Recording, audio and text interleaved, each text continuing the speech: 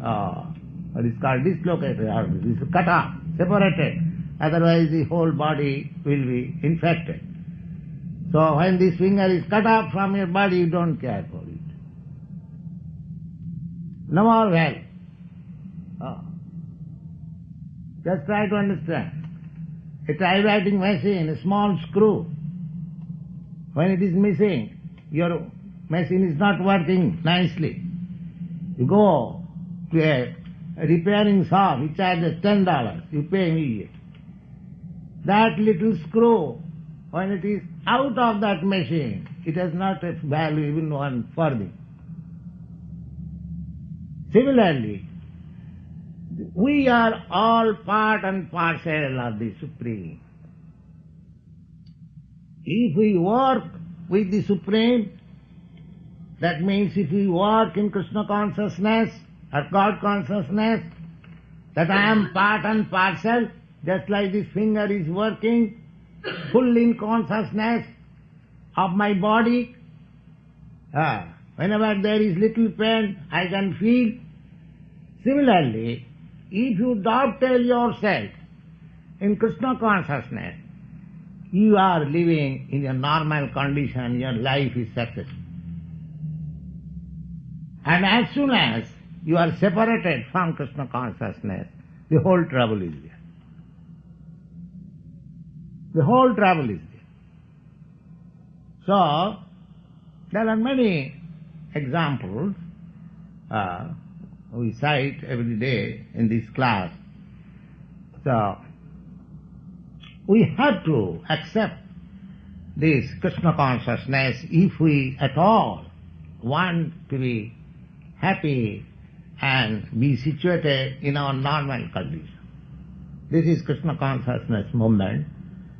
So, we are reading the teachings of Lord Chaitanya.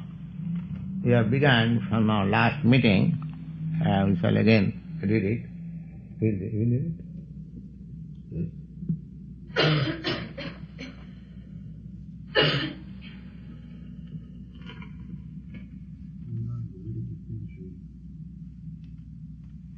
Read it anyway. Yeah. Okay. In the Bhagavad Gita, we are informed that the constitutional nature of the individual entity, the spirit soul, he is not matter. Therefore, as spirit soul, he is part and parcel of the Supreme Soul, the Absolute Truth, the personality of Godhead. We also learn that it is the duty of the spirit soul to surrender, for only then he can be happy. The last instruction of the Bhagavad Gita is that the spirit soul is to surrender completely unto the Supreme Soul, Krishna, and in that way realize happiness. Here also Lord Chaitanya is answering the questions of Sanatan, repeats the same truth, but without giving him information about the spirit soul which is already described in the Gita.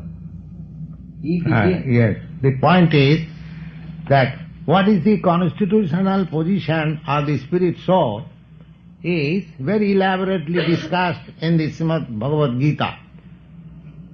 Now, the last instruction in the Bhagavad Gita, Krishna says, Sarva dharman parittajya mam ekang saranang braja. He has instructed to Arjuna all kinds of yoga system, all kinds of religious, ritualistic process, sacrifice, and philosophical speculation, the constitutional position of this body, constitutional position of the soul, everything he has described in the Bhagavad Gita. And at last he says to Arjuna, my dear Arjuna, because you are my very intimate and dear friend, therefore I say the most confidential part of Vedic knowledge. And what is that? You simply surrender unto me. Therefore, people are not inclined to surrender. Therefore, he has to learn so many things. Just like a child he has simply a feeling of surrender to the parents. He is happy. There is no need of learning philosophy, how to live very happily. The child is completely dependent on the care of parents and he is happy. Simple philosophy. But because we have advanced in civilization, in knowledge, therefore we want to understand this simple philosophy in so many jugglery of words. That's all.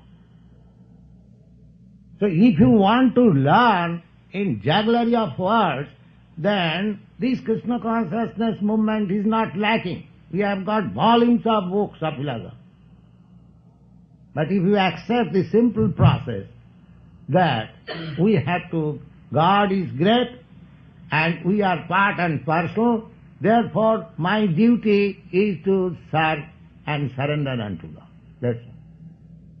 So Chaitanya Mahaprabhu, without discussing all the constitutional position, philosophy, knowledge, and so many other things, yoga system, he immediately begins that the constitutional position of the living entity is to serve the Supreme Whole. That is the beginning of Chaitanya Mahaprabhu's teaching. That means where the teachings of Bhagavad Gita ended, Chaitanya Mahaprabhu begins from that position. Yeah. Go on.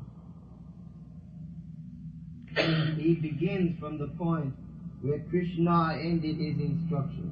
Yeah. It is accepted by great devotees that Lord Chaitanya is Krishna himself.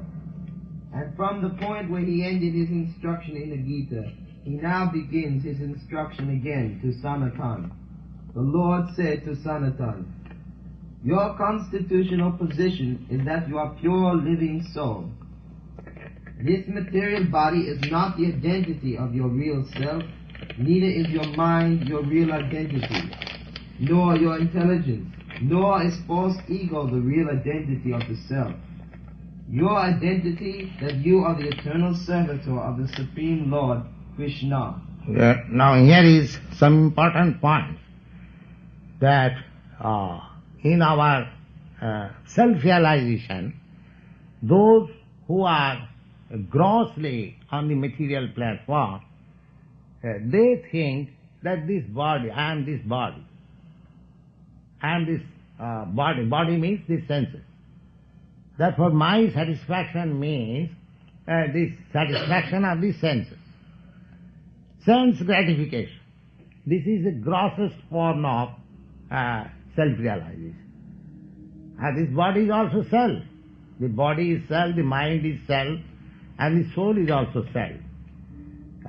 Self, the synonym.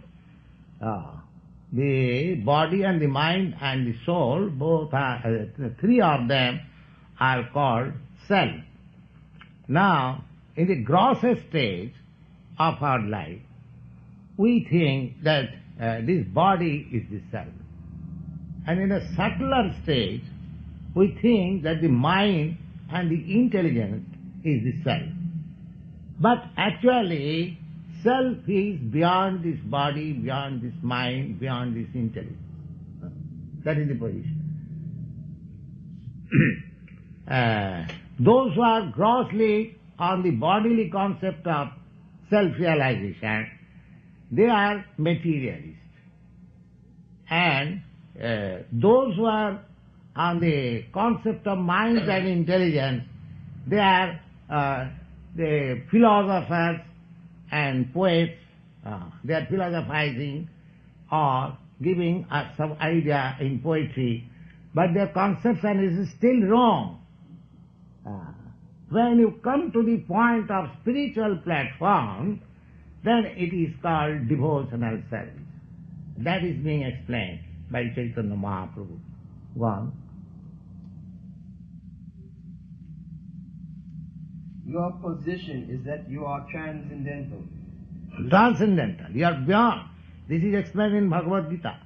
Indriyani pararahu, indriyabha paramana, manasastu paro buddhi, buddhestu ja parasa evata.